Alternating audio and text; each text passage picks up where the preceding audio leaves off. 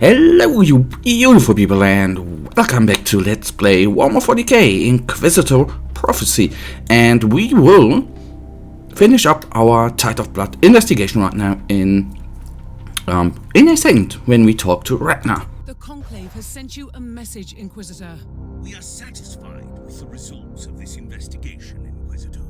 You have successfully rectified the mishaps of the previous assignment on the outpost, and you have been relentless in your battle against the Void Rippers.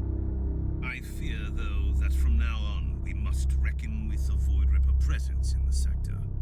Still, you reminded those traitors that Imperial worlds are not bare fields of carnage, and they had better crawl back to whatever hellhole they found for themselves in the Immaterium.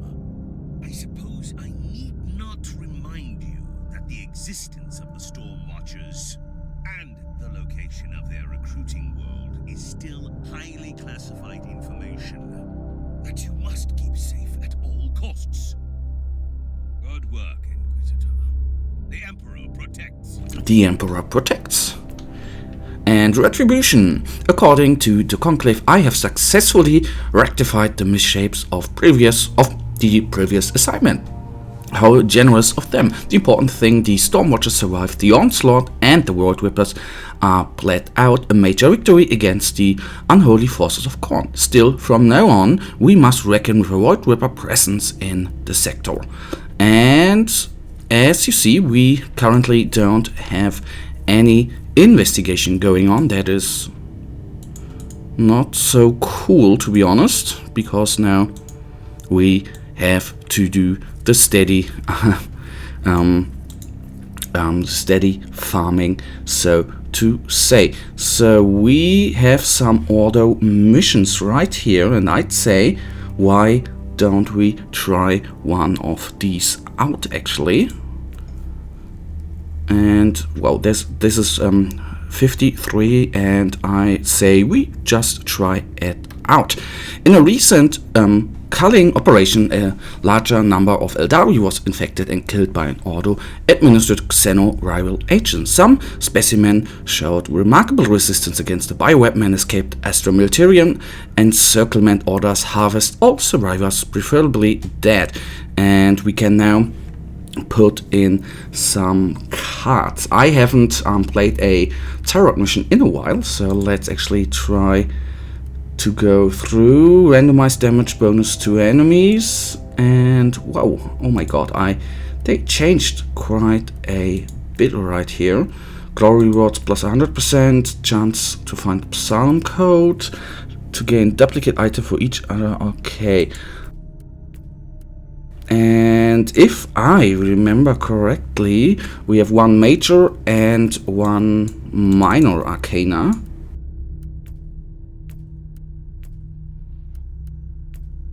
Okay, okay, it's working out like that.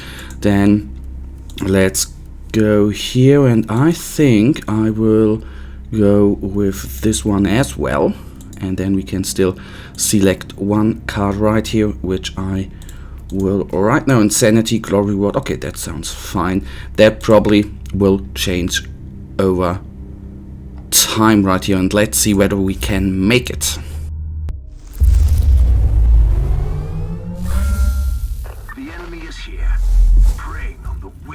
Using craven tricks against the defenders of mankind.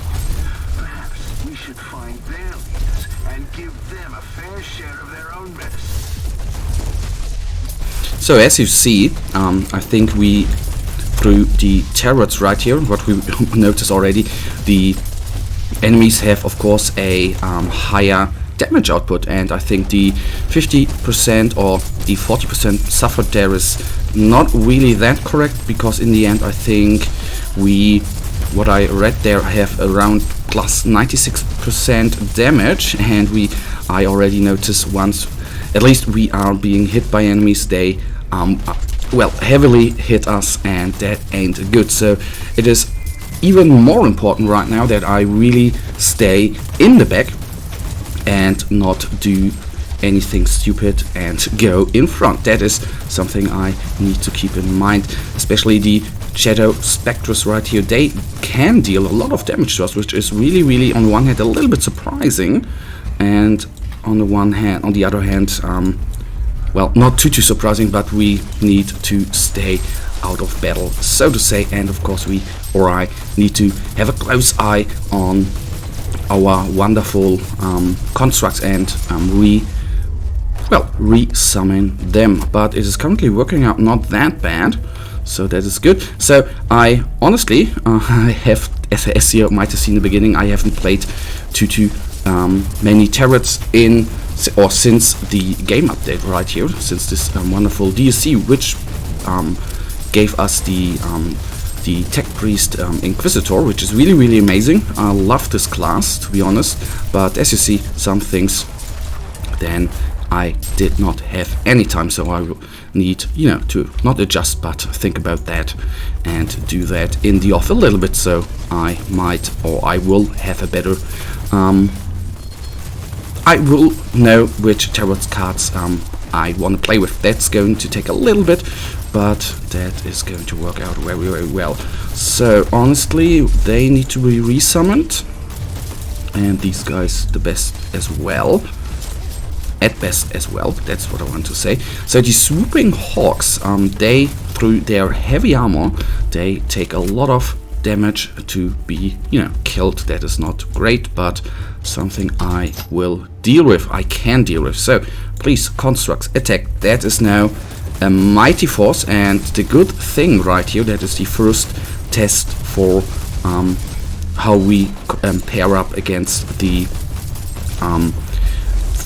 the leaders we are up against. But it is working out. We only had to resummon one, okay, now the second time, because the bad thing with the ref plates, of course, is their AoE damage, which is quite considerable, so that ain't the good thing. So let's focus on the trash mobs, and then the Farseer Warlock it is will be taken out. He is doing some nice damage there as well, but he's not going to hold up. And then we are nearly at the first target at hand.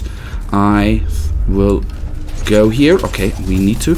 That is even the better thing, the best thing which could have happened, because in the end, if we, in the case we have been fallen back, then we face the first marked target, then they would have been in our back, and that, as you might know, would not have been very good. Okay, is that the Wrath Lord is the first target? Okay, so our close combat guys are in. That is good. He's not doing much damage, but in the end he has a lot of HP, but that is not going to help him out. He's actually not really killing anything of us, but that is the good part, especially when his suppression resistance is down and he is doing less hits. That of course helps us out a lot, although you see the difficulty level here in how much, No pity. well, we don't, how much it actually takes us to bring him down in the end. So first target down, only to remain, and we will go there right now. Oh, this is a trap, and not so good trap actually. Then I will start with the Holding Banshee, which is attacking us, and you see there that we are not doing too much damage to it. That of course is bad, but in the end we are not a direct damage dealer class. In the end we are just, a summoner and do the damage with our constructs.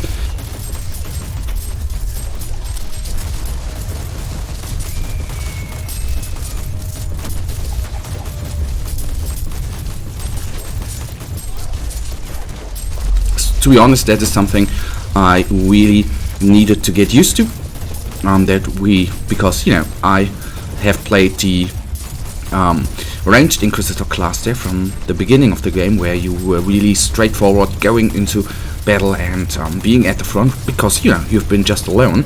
So it was for me, I needed to get a little bit used to staying in the back, let your constructs do the work, not purely watch, but stay back and deal some suppression damage, so to say, from the back. So we are in a tight corner right here, because our constructs have been slaughtered there. Fun fact, that was a little bit surprising for me.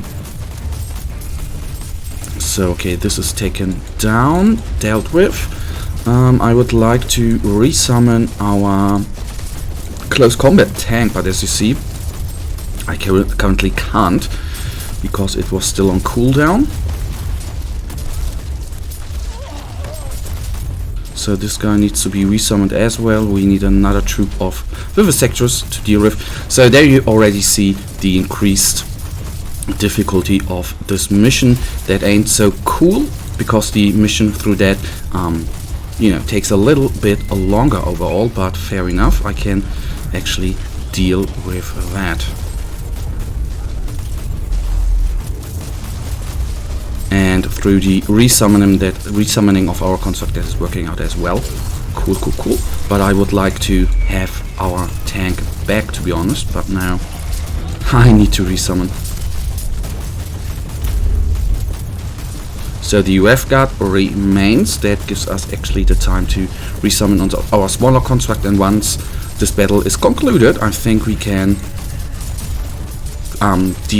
we can have our close combat guy back, the big tank there. So that is the very, very cool part.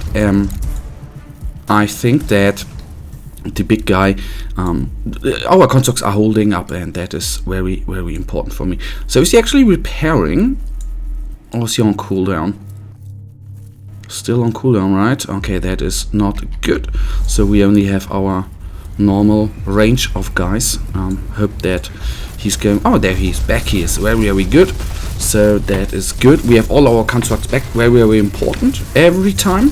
And that brings me to the point that I need to be a little bit careful with the big guy. Although ideally it would be great if we would not have to resummon him so often. Oh my goodness, there we nearly died. So one thing I need to actually think about right now is, on the one hand, we can't obviously die. That was the cool part with the investigations we did.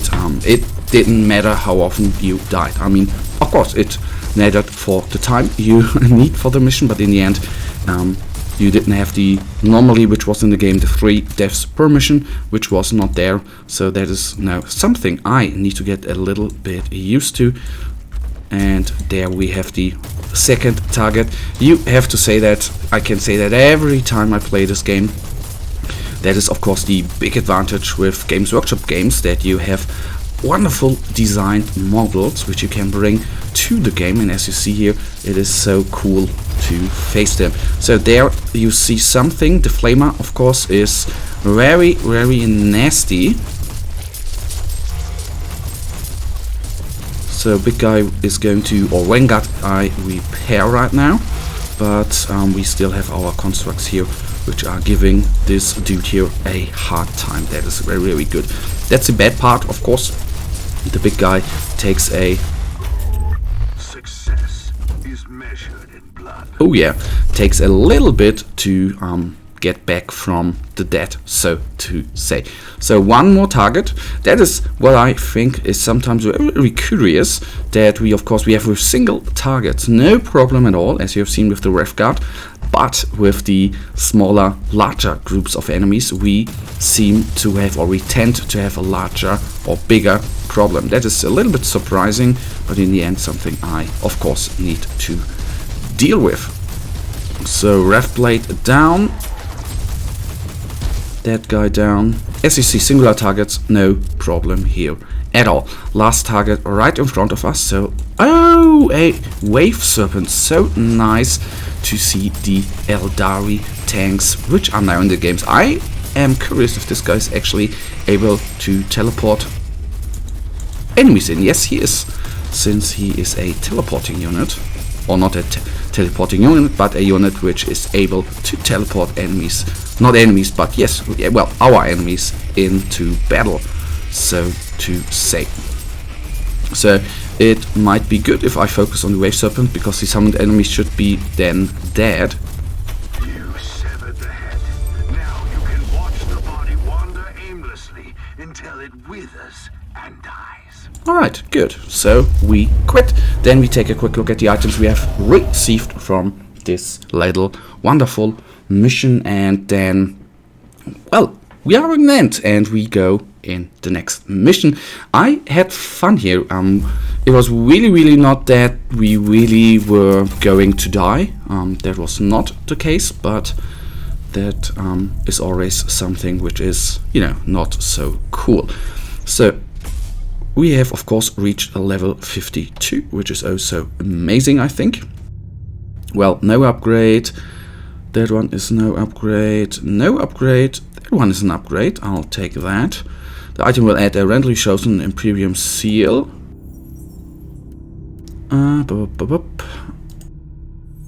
One progress on the deceiver. Okay, nice. Okay, that, guys, leads us right now to the end of this episode.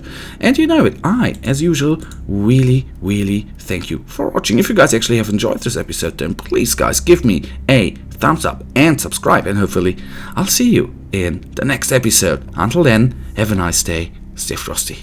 Bye.